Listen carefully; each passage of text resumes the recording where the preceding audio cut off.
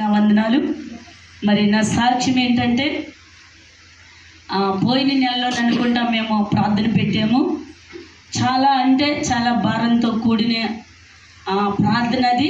నేను చాలా అంటే దేవుని విషయంలో నేను ప్రతి క్షణం కూడా భయపడుతూనే ఉంటాను. ఒక్కరోజు కూడా నేను ప్రార్థన చేయకపోతే నాలో భయం కలుగుతుంటుంది. అయ్యా ఈరోజు నీకు నేను సమయం ఇవ్వలేదు, నా పిల్లలకి ఒకవేళ నా ఇంటి పనికి నేనేమైనా కేటాయించేనేమో అన్న భయం నాలో కలుగుతూ ఉంటుంది.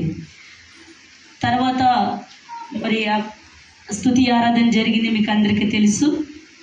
దైవజనులు వేరే సాటికి ప్రార్థనకు వెళుతూ ఇక్కడికి వస్తాం జరిగింది. ఆ రోజు 10 మంది దాకా వచ్చారు. ఇక్కడ నిలబడి మరి ప్రభాకర్ అయ్య గారు అలా ప్రార్థన చేశారు. అమ్మ పలానా రోజున మరి మీకు రక్షణ పొందిన రోజు కాబట్టి ఆ రోజు ఏర్పాటు చేసుకుందామంటే, అయ్యా మీరే చెప్పేస్తున్నారు, మేమైతే సిద్ధపడలేము, దేవుడే ఆ రోజు కార్యం చేస్తాడమ్మా, తప్పుకోకుండా మీరు నాకు ఆహ్వానాన్ని పంపిస్తారు అన్నారు. అది దేవుని చిత్తమయ్య అన్నాను.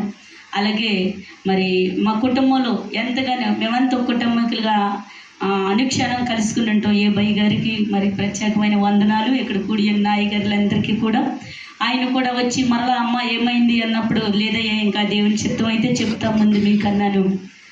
అలాగే అయ్యగారు కూడా నన్ను అడిగారు, పిల్లలు అన్నారు ఆగస్టు 18 ఇంకా మా అమ్మ పుట్టినరోజు వస్తుంది అన్నారు.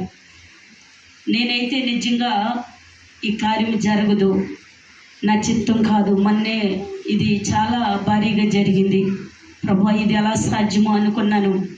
పిల్లలు అన్నారు నిజంగానే మేము ఎప్పుడు క్రిస్మస్ జనవరి ఏ పండుగ చేయము, ఈ రక్షణ పొందిన దినమ రోజున చాలా అంటే చాలా ఆర్భటంగా ఉంటారు పిల్లలందరూ కూడా.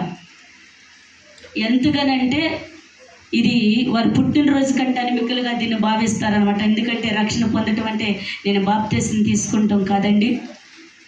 నాతో దేవుడు ఇదే తారీఖున 12:30 గంటలకి నన్ను పేరు పెట్టి పిలిచాడు. దాని గురించి నేను జ్ఞాపకం చేసుకుంటున్నాను. నేను ప్రార్థన చేశాను, ప్రభువా నా దగ్గర అయితే ఏమీ లేదు, మరి ఇది ఎలా సాధ్యమో అన్నానే. ప్రతిరోజు నేను 6 గంటలకు ప్రార్థన చేస్తాను, నాకు అలవాటు. ప్రార్థన చేస్తుంటే ఒక వ్యక్తిని దేవుడు చూపిస్తున్నాడు, ఈ భారం అంతా ఆ వ్యక్తి మోస్తాడు అని చెప్తున్నాడు. ఎలా సాధ్యం ఇది? ఆ వ్యక్తి ఎవరు అన్నప్పుడు నాకు ఆ వ్యక్తి కనబడ్డారు. పిల్లలకి చెప్పా, పలాని వ్యక్తి ద్వారా ఈ కార్యం జరగబోతుంది అన్నప్పుడు 3 రోజుల ప్రార్థనలో దేవుడు చూపించారు.